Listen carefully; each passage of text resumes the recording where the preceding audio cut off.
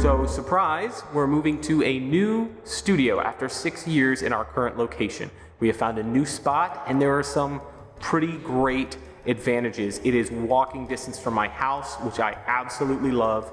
It is a bigger shooting space. It's about a 700 square foot camera room instead of a 180 square foot camera room. Now, if you want to follow along with all of the adventures, make sure you hit the like button so lots of people see this, and subscribe and set your notifications so that you'll find out when the next parts of the video come out. I want to show you a couple of the things around this space, the problems that we're going to have to deal with, some of the challenges that we're facing. So check it out. So when we first walked into the space, one of the things we immediately wanted to change was the flooring. It had this really boring, like industrial office carpet that we just decided we were going to take up. And the problem is you never know what's going to be underneath it. So it's like, hey, let's take up the carpet and let's polish the concrete. It'll be really cool, you know? And so that was sort of the initial dream. But once we got the carpet torn up, we saw that it's all really heavy duty industrial adhesive and thin set concrete, and a lot of that was ripped up with the carpet. So it's gonna take a lot of elbow grease to get this where we want it, but luckily we have some really, really great professionals, some real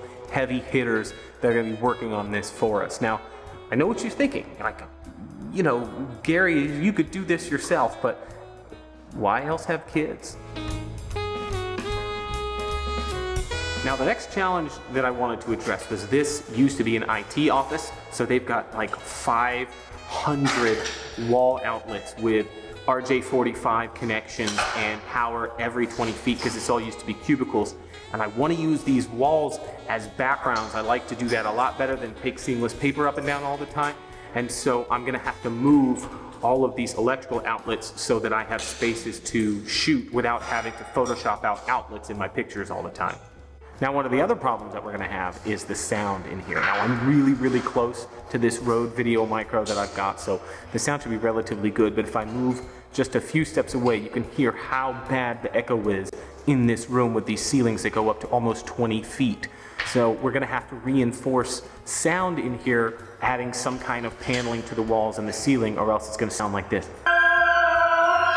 In addition to all of that stuff, we also have to pick all the furniture and paint everything and actually make it sort of aesthetically pleasing as well as functional. So make sure to like, subscribe, and hit the notification bell and keep up on these videos. And in the comments, if you have built out your own studio, I would love to hear your ideas. Let me know what you think I should add. I've basically got a blank slate here, and your input would be much appreciated, and I will keep you up to date in parts 2, 3, and however many it takes until this thing is ready to launch. So, thanks for watching.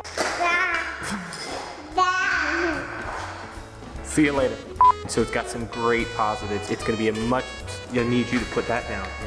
Shh, shh, shh, shh. Don't move.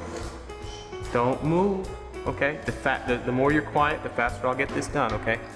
Two of the best professionals I know, and I realize that I'm holding a mini, never mind. I've been holding this the whole time. All right, try it one more time. All right.